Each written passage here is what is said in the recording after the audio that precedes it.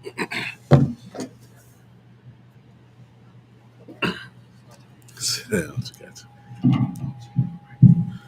لله رب العالمين صلى الله وسلم على نبينا محمد وعلى آله وأصحابه أجمعين. Amma ba'd, we are continuing our study of Kitab al-Siyam, of the Book of Fasting, from the work that is entitled Minhaj al-Salikin wa Tawdih al-Fiqh fi al-Din, the way of the traveler, clarifying fiqh in the deen, clarifying law within the religion. And this work has been authored by the luminary, the scholar, the Sheikh Abdurrahman ibn Nasir al-Sa'di. May Allah the Exalted bestow expansive mercy upon the soul, as he passes in the year 1376 after the Hijrah. We come to the portion of this work, the portion of this book, where the author is discussing the sighting of the crescent moon. And he states, وَيُصَامُ بِرُؤْيَةِ عَدْلٍ لِهِلَالِهِ ولا يقبل في بقية الشهور إلا عدلان. Fasting is by the sighting of the crescent moon by one credible Muslim. And in the remaining months, it is not accepted except with two credible Muslims, meaning credible Muslim witnesses who witness the crescent moon. The first point to mention here is that on our calendar, we have 12 months on our calendar. And we can walk through them. We have firstly the month of Muharram. Then we have the month of Safar. Then we have Rabi' al-Awwal. Then we have Rabi' al-Thani. Then we have Jumada al-Ula. Then we have Jumada al-Thaniya. Then we have Rajab. Then we have Sha'ban. Then we have Ramadan. Then we have Shawwal. Then we have Dhul Qa'dah, or if you like, Dhul Qi'dah. Then we have Dhul Hijjah as the 12th month. These are our 12 months on our calendar, and we should be aware of which month that we are in at any given time, because depending on the month and the time of the year, there may be certain acts of worship or certain virtues or certain activities that are either expected or required, or there's opportunity for them depending on where we're at in our year. But if we are only thinking in terms of January, February, March, then we'll be disconnected from our heritage and from the opportunities of worship that are available for us throughout the year. For there are times when we are meant to be striving for obedience more, and there are times when we are meant to be striving to disobey less, because of the time of the year that we are in. The point, though, our months, we know when they are entering and when they are exiting based on the sighting of the crescent moon. And the sighting of the crescent moon, this is done on the 29th of our months, not the 29th of the month of the calendar of Pope Gregory II, that we call the Gregorian calendar, not based on that 29th, the 29th of our calendar, which we are following the phases of the moon. We're following the phases of the moon. The point, though, we get to the 29th of our month. Then there is a sighting that is done. And we'll talk about how to do that sighting shortly. If the crescent moon is sighted, then the next day is now the first of the next month. If the crescent moon is not sighted, then it is the 30th of the same month, and then the day after that is the first of the month. On our calendar, there is no 31st of the month. We have 29 and 30, and then there's the first. So either it's 29 in the first or 30 in the first. So far, so good. Every month, in order for it to be the next month, on the 29th, we have to have two credible Muslims to sight the crescent moon who know what they're doing. On the 29th, if two credible Muslims sight it, then it's the next month. If they do not, the next day is the 30th. It's like this for every single month, except for the month of Ramadan. So then when we are inside of the month of Sha'ban, because that's the month before Ramadan, the month that we're in right now, we get to the 29th of Sha'ban. For this month only, going into Ramadan, 29th of Sha'ban, it suffices us to have one credible Muslim witness to sight the crescent moon, only for Ramadan. So then we go through Ramadan, and then eventually we will get to the 29th of the month of Ramadan. And then it will be time to do the sighting for the crescent moon of the month of Shawwal. How many witnesses do we need to sight the crescent moon for the month of Shawwal? 2. Good. We're on the same page. Okay, good. We mentioned that we would explain how to sight the crescent moon, so we'll do that now.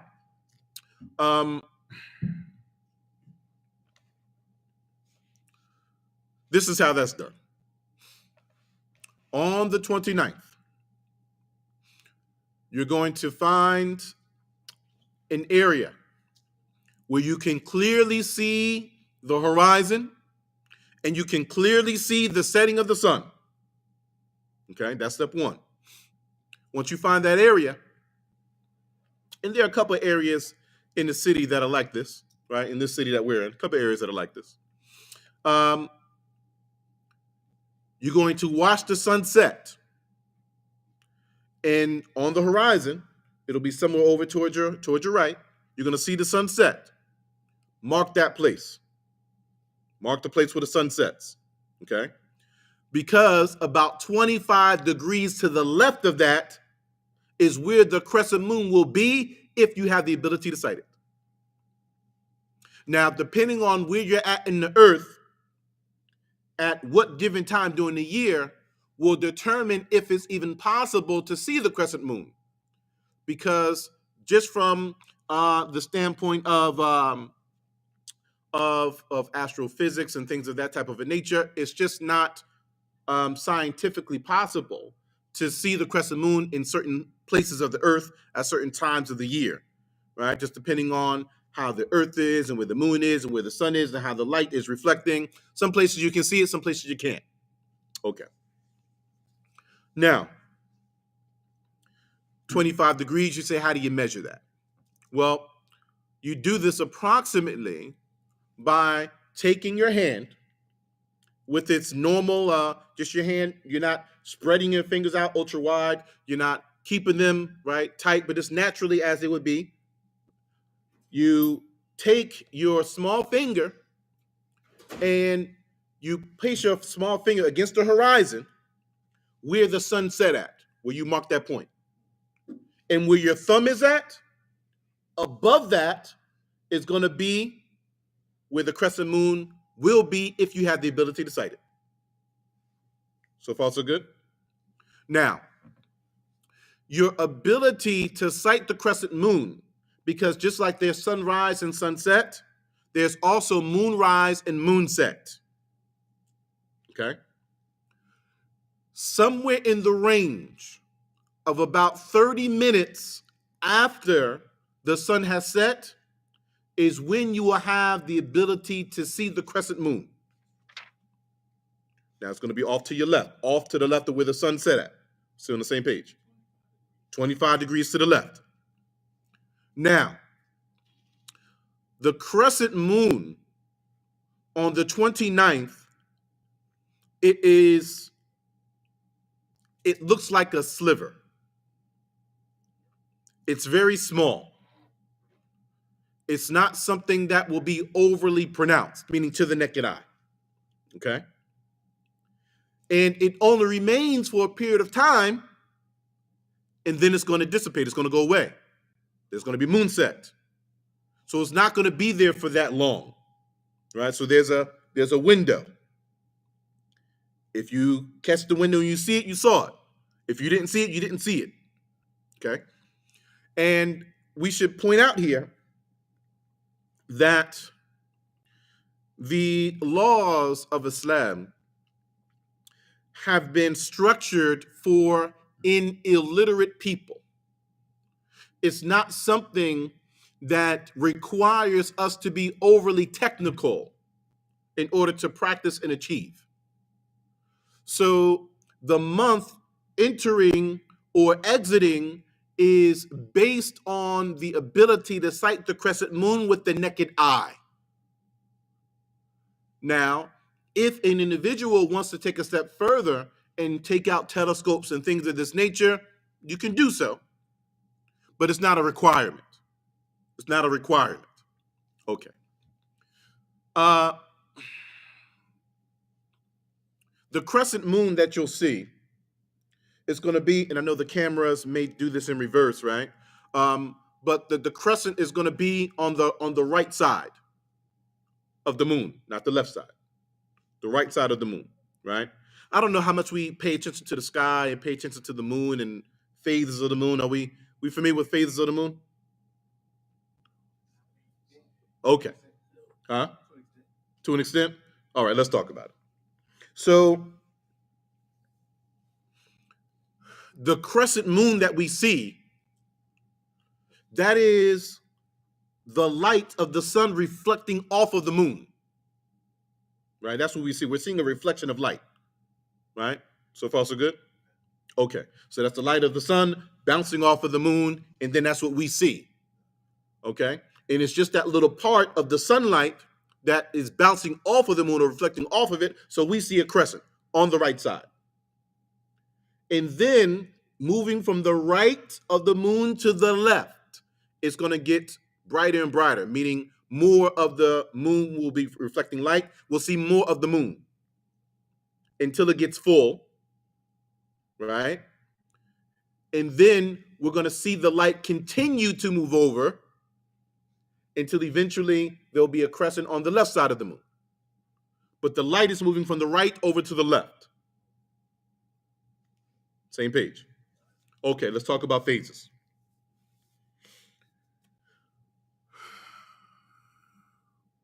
The first crescent, the crescent that we're looking for, that's called a waxing crescent. It's called a waxing crescent. Okay?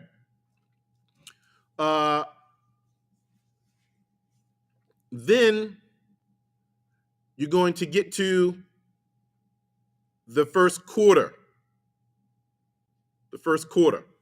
right, of the moon. Okay? Then you're going to get to a half a moon. We'll keep it simple, right? There's some terms that you're going to come into, like a waxing gibbous and things like that. That's, look it up. So you're going to get to a half moon. We've seen a half moon before, right? Okay, half moon, mezzaluna. Okay. You're then going to get to a full moon. The full moon is always the middle of our month. Always the middle of our month. You see a full moon? That is the middle of our month. So that will be the 13th, the 14th, the 15th of our months on our Hijri calendar. These are what are called the Ayyamul Bid, the 3 white days that you hear about. The 3 days of the month that we encourage to fast. It's during the full moon. Okay?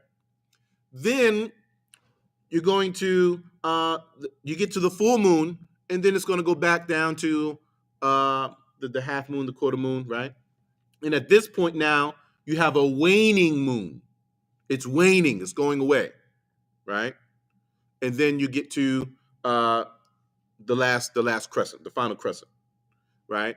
And then after that final crescent, that's going to go away, and then you're going to be into the next month, a new crescent. That's kind of a simple way of looking at the phases of the moon. Okay. All right. So to make it very simple, you have a waxing moon as the moon is getting full, and then you have a waning moon as the moon is going away again. Okay. Our major points that we're looking for the opening crescent, and we're looking for the full moon. Okay. We're looking for a full moon for us. Okay. But we're tracking it all the way through so that we know where we're at. And if you become familiar with it, you can look at the moon at any given time and have an idea of where you're at in our month just by looking at the moon. Right. Islam is simple. It's an easy religion. Right. Okay. Now, our point though. This is the crescent. And this is the sighting of the crescent moon. So you're looking for that little sliver that'll be over to the left of where the sun set, about a half hour or so after Maghrib. After moonrise, you'll see the crescent. Hopefully, it'll be small. You got to kind of know what you're looking for, right? And then there'll be moon set. It'll go away, and you're not going to see it again, maybe until the next day. Now, those days where you see the crescent moon and it's kind of big and bright and very clear, that's not the first of the month. We're already in the month now, right? So again, it's not that type of thing where, for most people anyway, where you just look out the window. Oh, I didn't see the crescent. Oh, I opened my front door and went in the yard. Oh, I ain't see it. You don't know what you're doing, right? Okay. So we need people that know how to do this, that are Muslim, that are credible, and know how to do what we just said. The month of Ramadan, we have one credible Muslim that does this. Sufficient. Every other month, we need how many? We need 2. Okay. Now you know how to sight the crescent moon. Okay. Huh? Allahu Akbar. Okay.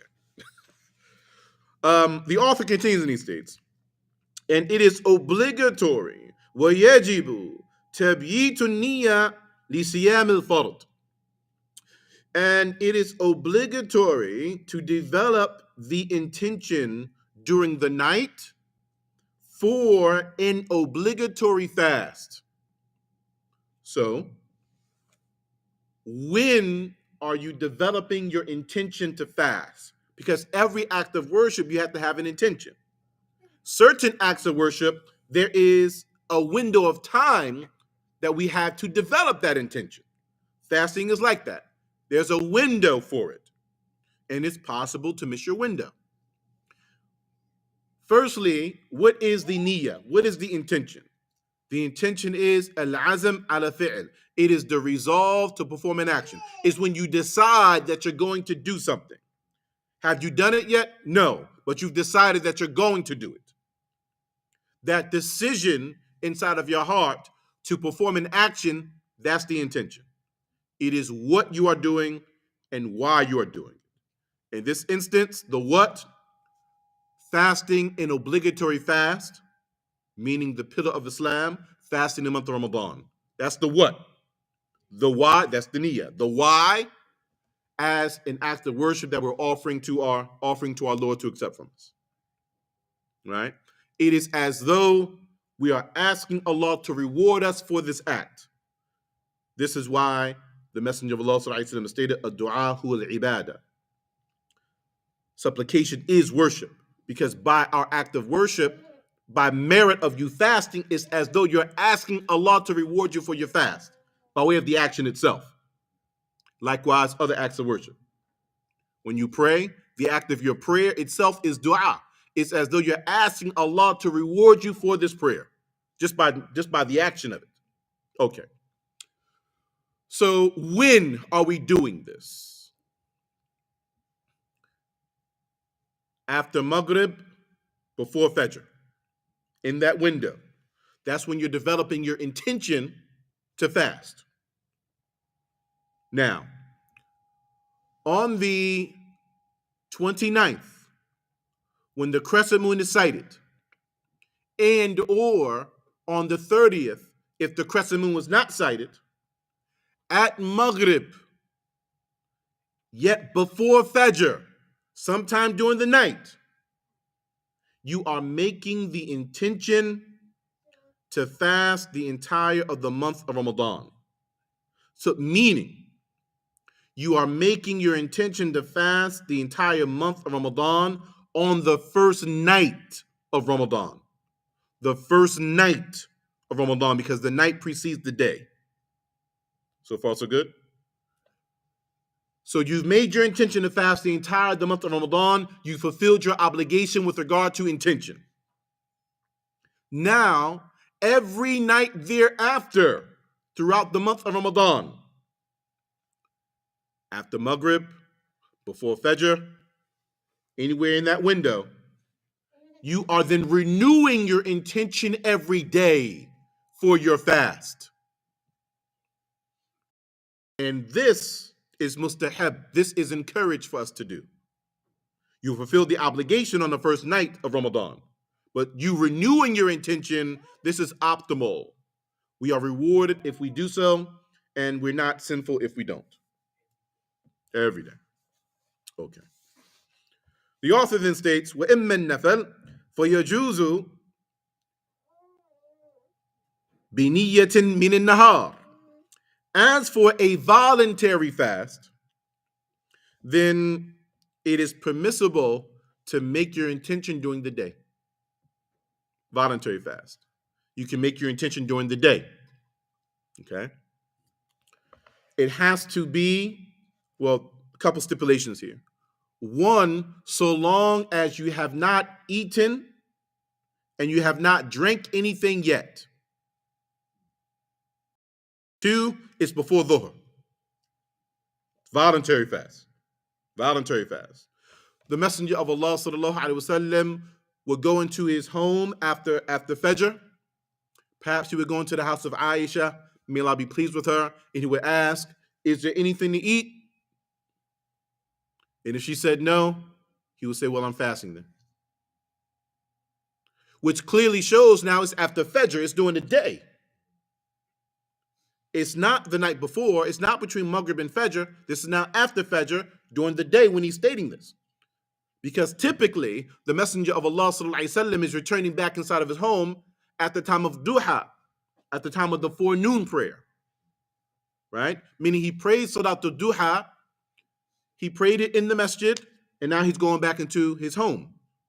It's definitely daytime by that time, right? After you stayed in the masjid until the sun is risen, you prayed Duha, and now you go back home, it's daytime. And this is all the way up until Dhuhr. You can make that decision. After Dhuhr, you can't make the decision for voluntary fasting anymore. And just to be clear, there is something that there's an idea that some of the Muslims get. And,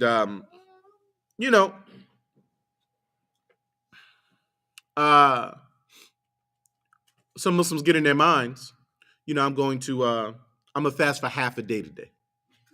I'm fast for half a day, voluntary fast, right? I remember one time I was with Sheikh Hamid Al-Hajiri in Kuwait. May Allah preserve the Sheikh, and I thought it prudent just to pose the question, just so that I'm not speaking off of my own whims and caprices here.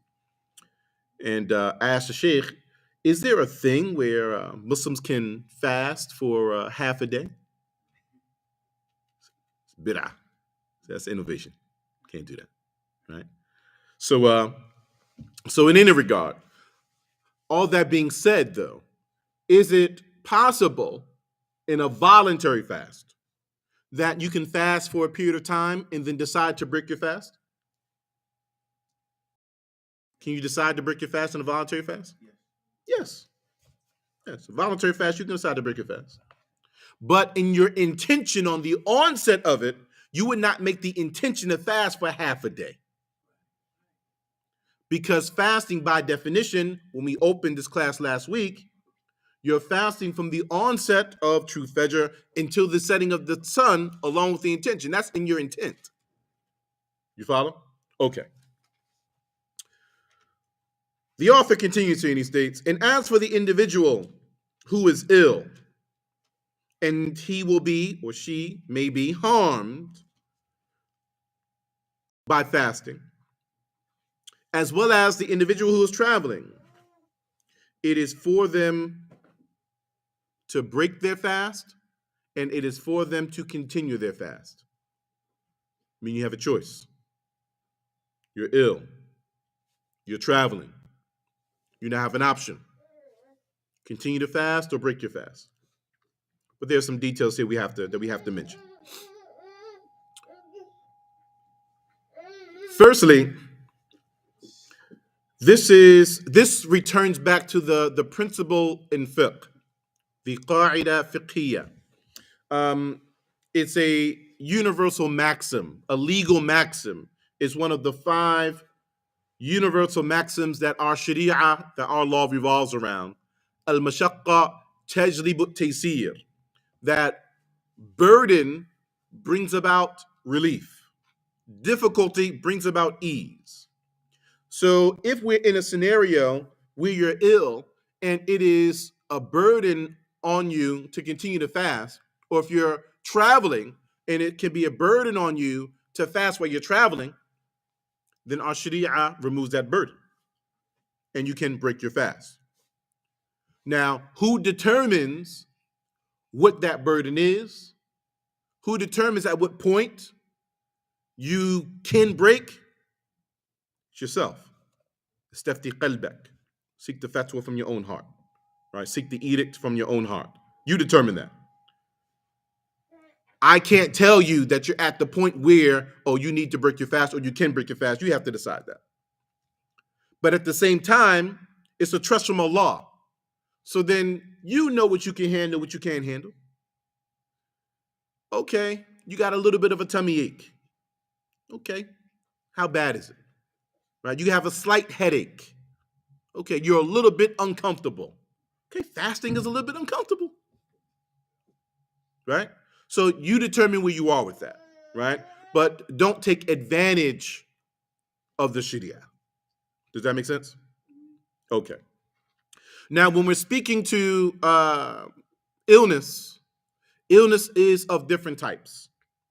And depending on what type it is, determines what we should do. Some of this will come, but we're here, so we'll mention it now. You have something called a chronic illness, and you have something called a non-chronic illness.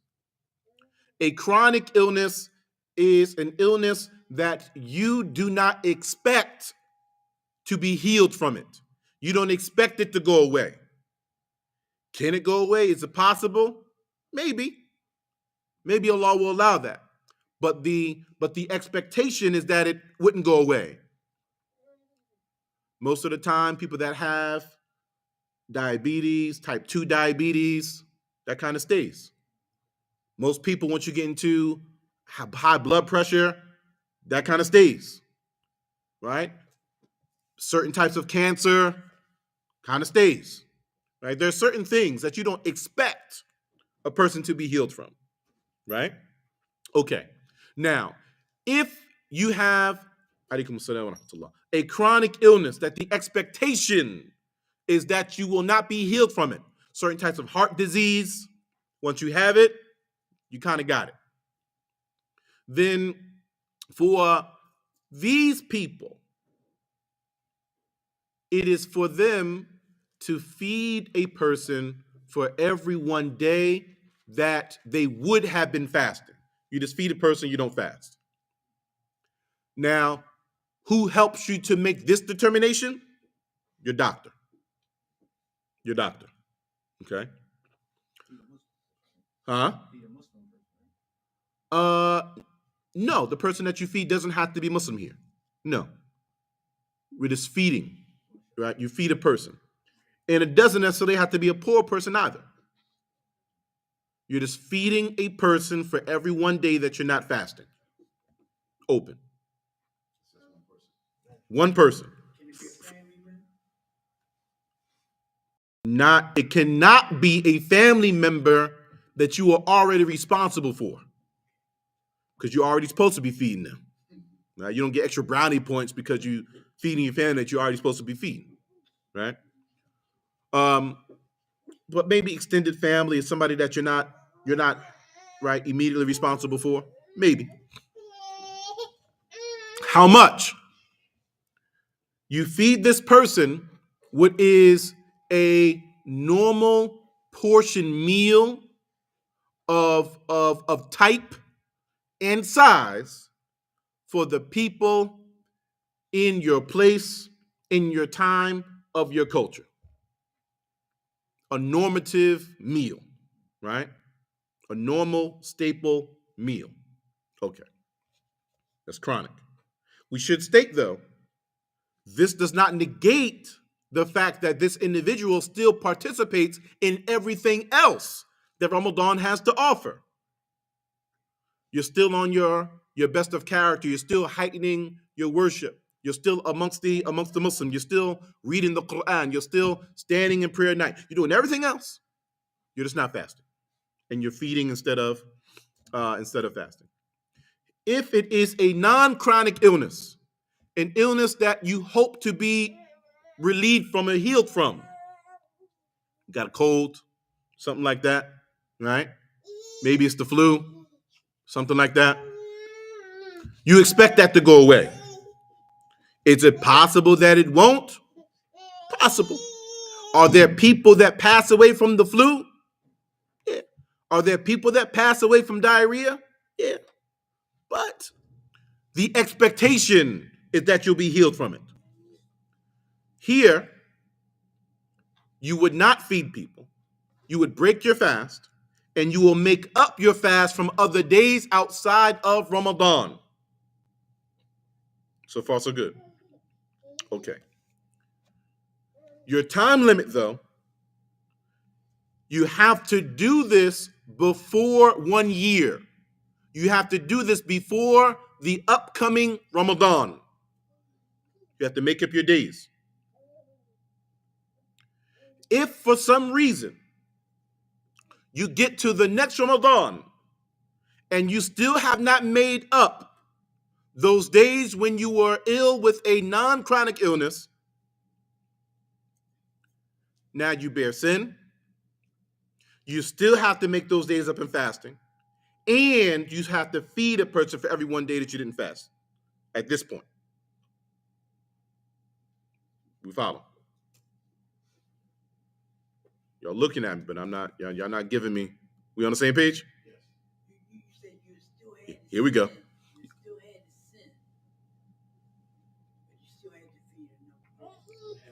And fast.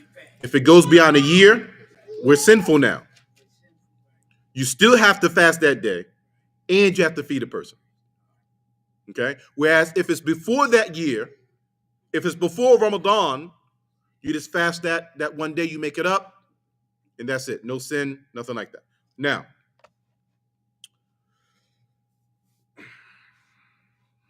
the author continues here and he states, and as for the mincing woman and the woman who has postnatal bleeding, for these two women, it is haram, mahdhur, it is unlawful, it is sinful for them to fast.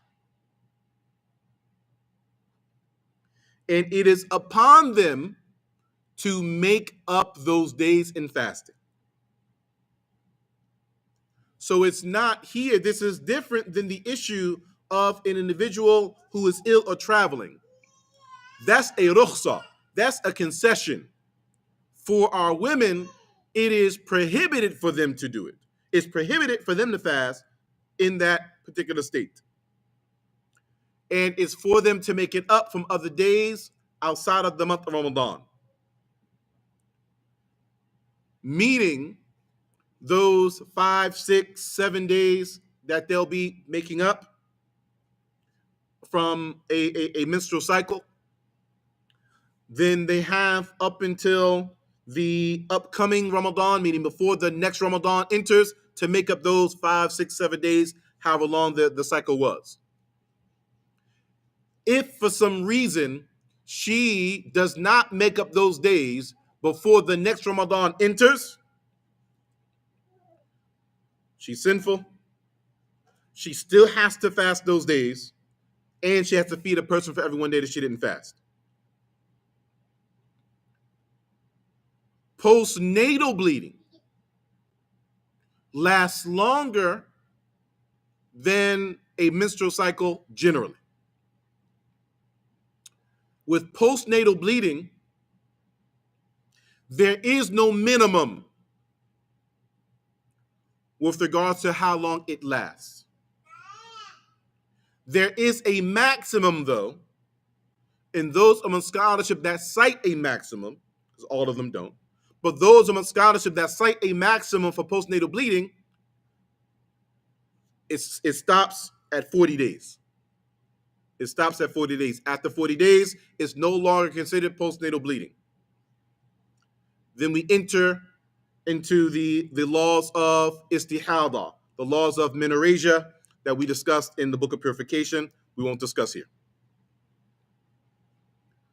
So for the woman that is undergoing postnatal bleeding, she may have more than 5, 6, 7, 8 days to make up. Possible. She'll make up those days and other days outside of Ramadan, but before the next Ramadan enters. So far, so good. Okay. The author continues. As for the pregnant woman and the woman who is wet nursing, the terms are al-hamil and al-murdi'. The pregnant woman and the woman who is wet nursing her child, if she is fearful for herself and her child, then it is for her to break her fast and to make up that fast from other days and to feed a person for every one day that she did not fast. Now, we're attempting to be straightforward here, at least as much as we can be in discussing fiqh. We don't want to get too far into different differences of opinion and things like that will take us away from our goal. This, we have to say this, though. This issue specifically, the pregnant woman and the woman that is nursing child, Ibn Kathir, may Allah bestow mercy upon the soul, he mentions that this is the most differed on issue in all of fiqh. This issue right here. Why? Because there is not an immediate verse, an immediate hadith that speaks exactly to the pregnant and the nursing woman and what she's meant to do if she's fearful for herself and her child and making up that fast. She can break, right? She cannot fast, but now what does she do to make that up? Since we don't have that exact scenario, then we're relegated to utilizing an evidence that we have in our legislation called qiyas, called analogy. And we have to look at what we do have in our legislation and what the laws are connected to those things, and then look at which one of these scenarios the pregnant and the nursing woman is most similar to, and then apply that ruling there. Right? Then apply that ruling to her there. Right? So the pregnant and the nursing woman, is this more like a person that has a chronic illness that's not going to go away? Is it more like a non-chronic illness that will eventually go away? Is it like an elderly person that can fast, but they will be fasting with difficulty? Because there's 3 different laws here, right? And then you apply that depending on where you fall. If you're interested in this, looking into the details of it, On my website, aqilingram.com, you'll find an article. Go to the article library and scroll through the articles. You'll see an article that speaks about the details of this issue in particular. We won't get into the details of it here. But the view of As-Sa'di, rahimahullah, and a view of many of the Hanabila, a view of many of the those who take the Hanbali approach to law, is that she can break, she makes those days up, and she feeds a person as well, right? There's another view that she simply feeds a person for every one day, right? For every one day that she doesn't fast, right? And just to whet your appetite a little bit, and we won't belabor this point. We'll just raise a question so you can think about it and hopefully look into it further. Let's say we went with this, that she breaks the fast, she makes up the day that she's fasted, that she needs to fast, and she feeds a person. Let's say we go with that. All right. How long is she pregnant for? 9 months. So that's already almost a year, right? So by the time we get through the pregnancy, we might be almost into the next Ramadan anyway, right? So that's the year we got to make up. Okay, she has the child. Now she's nursing. How long might she be nursing for? Up to 2 years, right? Okay. So now that first year we didn't. Now she's been nursing for 2 years. How long is that? Now there's 3 years she got to make up, right? So now we had 90 days of fasting, and typically, not always, but often, when a woman is in this space like this, and she's pregnant and she's nursing and she's having child and things like that, in that 3-year period, what may happen? She may get pregnant again. Now you got to add on another 3 years. So now she can't make up a fast until 6 years later. Now she got to fast for 6 months straight. You follow? So I'm just stating this to say there are valid views among scholarship, but take the time to look into the details of the issue and then kind of see where you fall, right, based on those evidences. Okay. The author continues here and he states, وَالْعَاجِزْ عَنِ الصَّوْمِ, and the individual who is incapable of fasting. He states here, due to being elder in one's years, or due to having an illness that it is not hoped that one will be healed from, meaning a chronic illness, then this person feeds a person for every one day that you don't fast. And the author adds here a miskin. He states a miskin, meaning we have to state this. So the faqir and the miskin, again, they don't necessarily have to be. They also don't have to be Muslim, but even still, the faqir is the individual who does not have. The person may have some income. The person may have some things, but you don't have enough to provide for yourself and those that you're responsible for. You don't have enough to cover all of your bills. You have something, but you may not have enough. This person is faqir. This person is poor.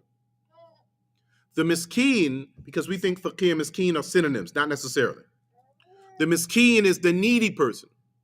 The needy person, or the miskin, is the individual who has enough to cover their expenses for themselves and whoever they're responsible for, but they don't have much beyond that. They don't have a lot of extra. Right? This person might be redlining, right? Okay. Whether it's this person or that person, they can be fed.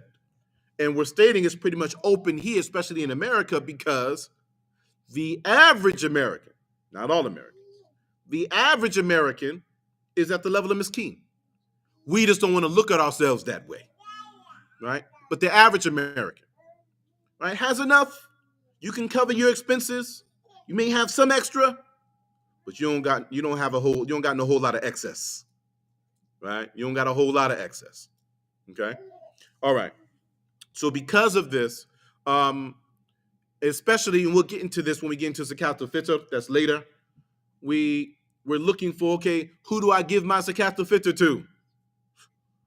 Go to the masjid and just pick somebody, right? If we understand what faqir and miskin actually means, right? Okay. But more on that when we get to zakat al-fitr, inshallah. Now, the point, though, concerning the elderly individual, the one who has a chronic illness we discussed already. The elderly is a person that could fast, but it's a little more difficult on them to fast than it used to be. For this person, they don't have to fast. If they choose to, they can, but they don't have to. You have a choice now. So if you choose to not fast, then you just feed a person for every one day that you don't fast, and that's sufficient at that point, right? And we see some of our brothers and our sisters getting into this space sometimes in their late 60s, early 70s. You talk to them and you see the shift, and they'll talk to you about the shift they're going through, right? Okay. The author continues. And whoever breaks their fast, meaning without a valid legislative excuse. We just spoke about legislated valid excuses to break your fast. There are others that break their fast without valid excuse within our sharia, within our legislation. For these people, if they break their fast, it is only upon them to make up that day in fasting. And this is important with these new Muslims we got out now, right? The ones that be like, I fasted most of Ramadan this year. Right? Like that's alhamdulillah, alhamdulillah, right? It wasn't like that for us. That option wasn't in our minds. We didn't think that we were doing well because we fasted most of Ramadan. We didn't think we did bare minimum unless we did all of Ramadan, right? It's a pillar of Islam. It's not like something that, it's not optional. It's not a voluntary act within our legislation. It's not, right? Okay. Yes, it's sinful. Yeah, it's sinful. So, but again, we say that, and we understand the state of new Muslims when new Muslims are new to the faith and they're building their faith, and we strive to be as cultivating with them and as encouraging and as supportive as we can, because we were once them in that space, right? So we attempt to work with them the way that we can, but for some of them, we need to raise the bar for them a little bit, right? Just a little bit. And when we say new Muslim, what we mean by that is a person that has been Muslim for 5 to 7 years. Typically, a person that's Muslim for 5 to 7 years, you're still a new Muslim. Typically, okay. And that's another discussion.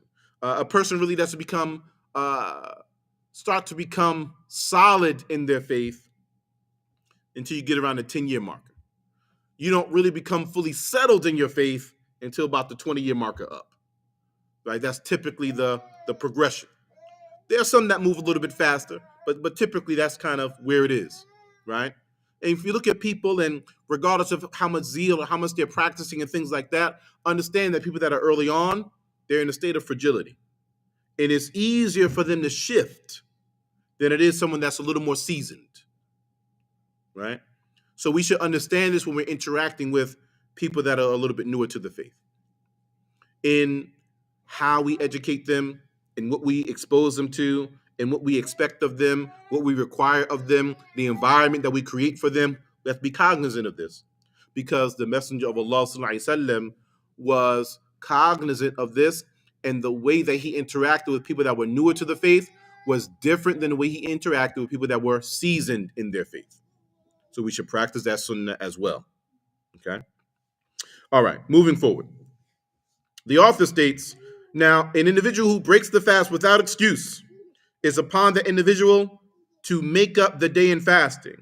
And this is whether it is due to eating, drinking, vomiting on purpose, making yourself vomit. Now, if it is an involuntary vomit, meaning something that your body just does, right? as a natural reaction to something, that doesn't break your fast. But now, if you vomit, you make yourself vomit, right? And there are people that know how to make themselves vomit. That breaks your fast. He states, or hijama, or cupping, bloodletting, or emission of fluid due to uh, due to foreplay, right?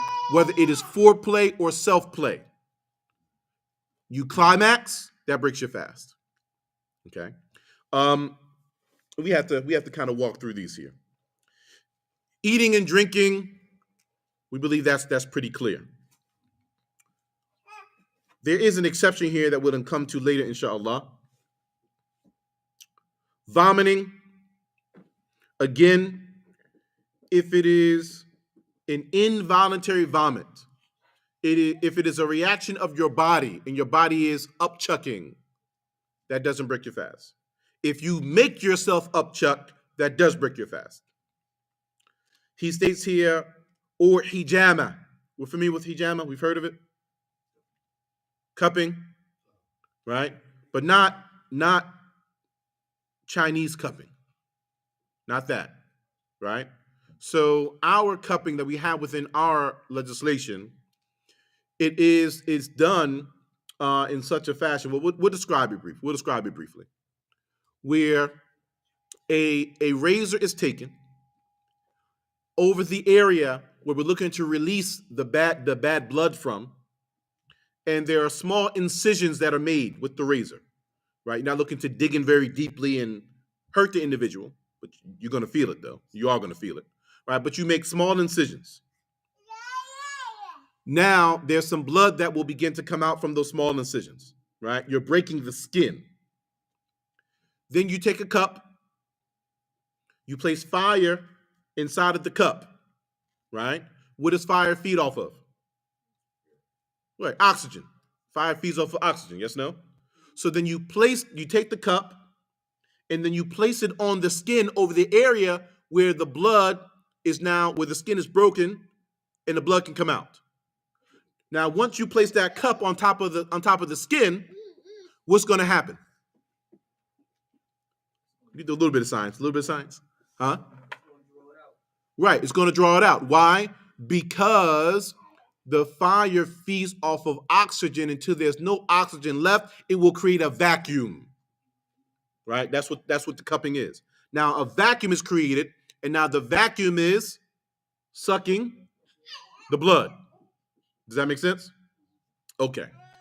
And the bad blood is drawn out. Okay. This is what we mean by hijama here.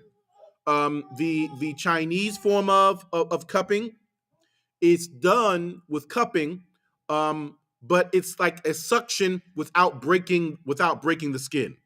Right? We're not talking about that. Now, with hijama, with this cupping, we can include inside of this bloodletting. We can include inside of this uh, giving blood, or we say taking blood, or right, these type of things. The discussion here is about the hadith of the Messenger of Allah that mentions that the individual who does the act of cupping or has the act of cupping done to them, that their fast is broken. There's a hadith that states this. Okay, so the discussion though is concerning the historicity of this particular hadith, of this particular prophetic tradition. Is it at a level where it is acceptable and we can utilize it in our law, or is it not at that level where it's acceptable for us to utilize in our law? Okay, so regardless of where you fall on that, the safer position would be, if you're going to get hijama done, just don't do it while you're fasting, right? If you're going to get blood drawn, that's what I was looking for. If you're going to get blood drawn, not while you're fasting. Okay? For those who take the view that this hadith is not at that level where we can utilize it in our law, then technically it doesn't break your fast. But from a standpoint of spirituality, because this is worship and the practice of our faith, What if you're wrong and the hadith was valid? You follow?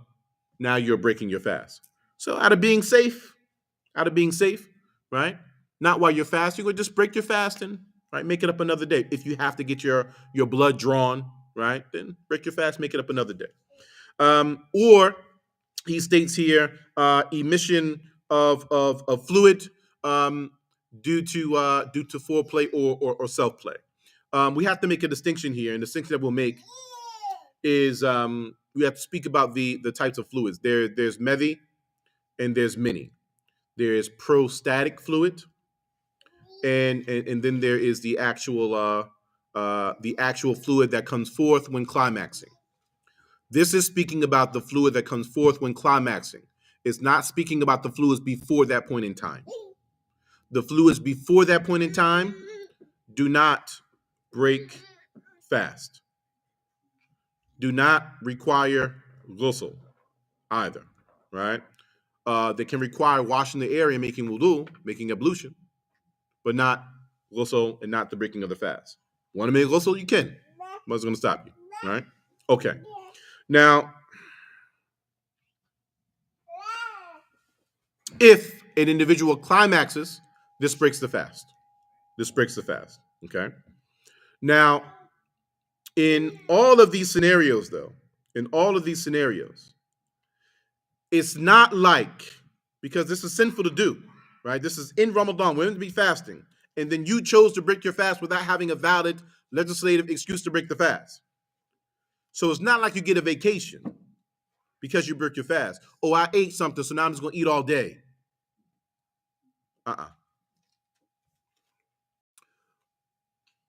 If you have broken your fast on purpose, without a valid excuse, you are still not supposed to do the things that will break your fast until the sun sets from that point forward.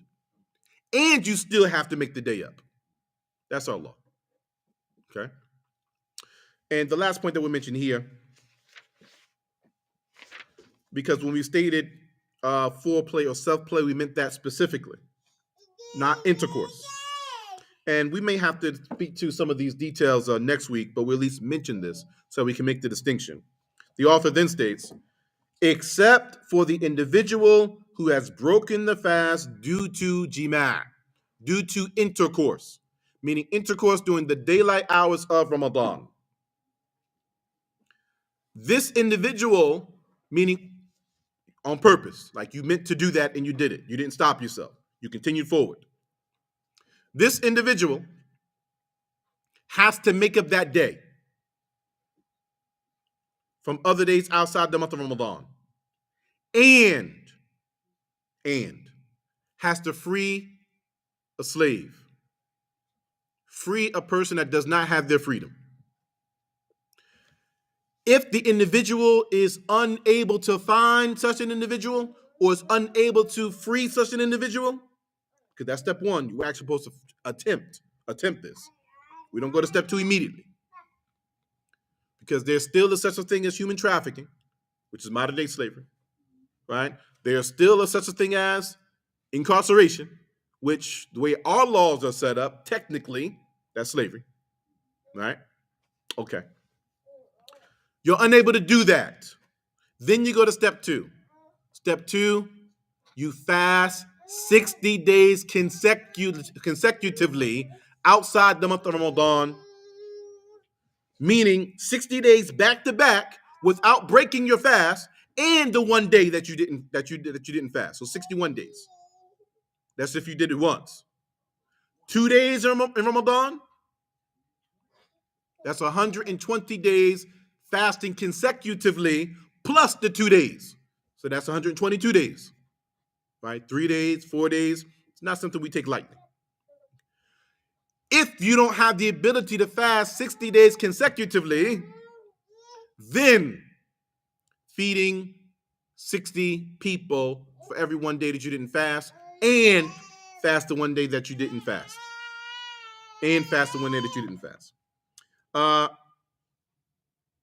Does that make sense?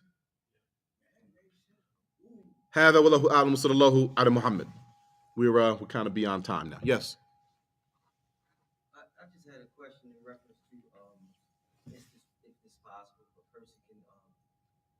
slaughter and then feed someone, can that slaughtering be like a expiation of what had taken place? All right, the questioner is asking, can a person slaughter and then feed the people from that slaughter, and then that be a part of the expiation? Legislatively, no. Right? Not a part of the expiation that's going to correct the act of having intercourse during the daylight hours of Ramadan. Now, if a person just wanted to slaughter for the act of worship of slaughtering and to add barakah and virtue, then the person can do that. A person can do that. So no but slaughtering is not a part of this expiation. There's no option in any of the schools of thought to, if a person can't fast those 60 days, Mm-hmm. To like feed the people in place of that. That's correct. If you are unable, well, firstly, if you're unable to free a slave, then you look to fasting 60 days, right? For every one day that a person had intercourse during daylight hours of Ramadan. If a person is unable to do that, then we look to feeding 60 people for every one day that the person had intercourse during the daylight hours of Ramadan. And of course, this means, and you still have to make up that day in fasting too. Go ahead. And then it's also, if you can't feed the 60 people, then it's something else that the Prophet sallallahu alaihi wasallam said that you can do that's lesser than that. Correct. All right. So the question is asking, what if you don't have the ability to do that? Because this happened one time, right? Where an individual kept saying, well, I can't afford to free a slave. Kind of expensive. I can't fast for 60 days back to back. I can't do that. Feed 60 people. I can't afford to feed 60 people. So the Prophet ﷺ then mentions to him, well, and we're paraphrasing, right, for sake of time. What do you have? He said, I got this pail of dates. I'll go feed people that then. All right. So if you're truly unable, فَاتَّقُوا اللَّهَ مَا اسْتَطَعْتُمْ. Have taqwa of Allah in accordance with the extent of your ability. Right? Be conscious of Allah in accordance with the extent of your ability. However, we cannot play with the Sharia. Allah knows. He knows you and what you have the ability to do. You can deceive others. You can't deceive Allah. So you can't just say, well, I can't do this, I can't do that. Well, I'm going to get me a pail of dates. No. You actually have to go through these steps.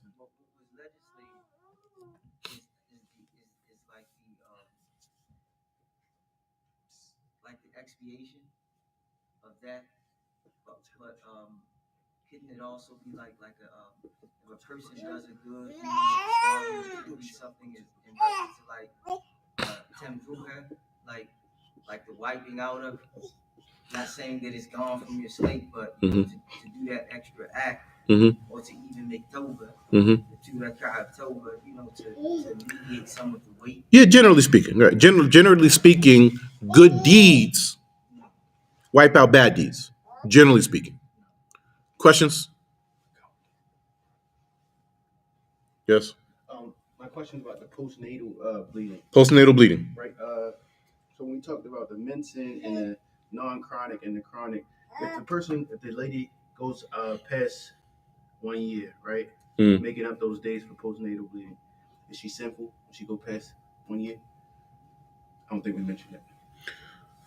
If a woman has broken her fast during the month of Ramadan due to mincing or postnatal bleeding, and she goes more than a year, meaning she goes into the next Ramadan and she still hasn't made up those days yet, at that point, she's sinful, and she still has to make up those days in fasting, and she has to feed a person for every one day that she didn't fast. So the pregnant and wet nursing was the one that was. The pregnant and the wet nursing, this is where there's a lot of difference of opinion on scholarship. Questions from this side of the room before we close? One second. No questions from my sisters? Last question. The ayah of Quran in reference to what Allah says, and until she gives her birth. I know that's in reference to also like divorce, but is that implied also to could that be implied like in reference to her not having to fast as well? She's pregnant. Okay, so the question is asking about the laws of some of the laws of divorce. that the reconciliation period for the pregnant woman is extended until she's given birth, can that be levied to this matter with pregnancy, with fasting and nursing? The answer to that is no. It wouldn't be levied over that way, because here, what this is talking about for the pregnant and the woman who is nursing her child is she could fast if she chose to. The question is, for her, is it difficult for her to fast in that state?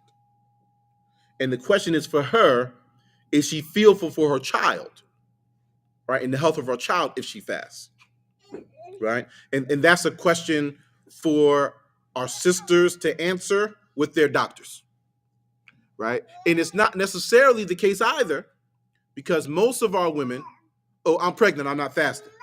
Or I'm nursing, I'm not fasting. It's not like that. It's not like that. We're actually meant to answer that question for ourselves. In that state, do I have the ability to fast? Is it an added burden for me to fast? Am I fearful for the health of my child if I fast? What are my doctors saying if I do this while fast? We're meant to be going through this type of a questioning process before we just say, "Oh, I ain't fasting," right? But most women will end up falling in that space and not fast anyway. But from the standpoint of how our law operates and the standpoint of our spirituality and our practice, we're meant to go through this, right? We're meant to kind of go through this, right? And there are women that have fasted while they were pregnant. In fact, just for benefit, we're familiar with Abdul Aziz ibn Baz, rahimahullah, right? He was the Grand Mufti of the Kingdom of Saudi Arabia, right? We're familiar. All right. His teacher before him was also the Grand Mufti of that particular country. We know who that was? Muhammad ibn Ibrahim Ali Sheikh. He was born during Ramadan, and his mother gave birth to him while she was fasting. She never broke her fast the whole time. Some women can do it. Some women can do it, right? So I'm saying for our women, we should at least pose the question to ourselves before we just completely opt out, right? Barakallahu fikum. Sir. Huh? No, it's a repass.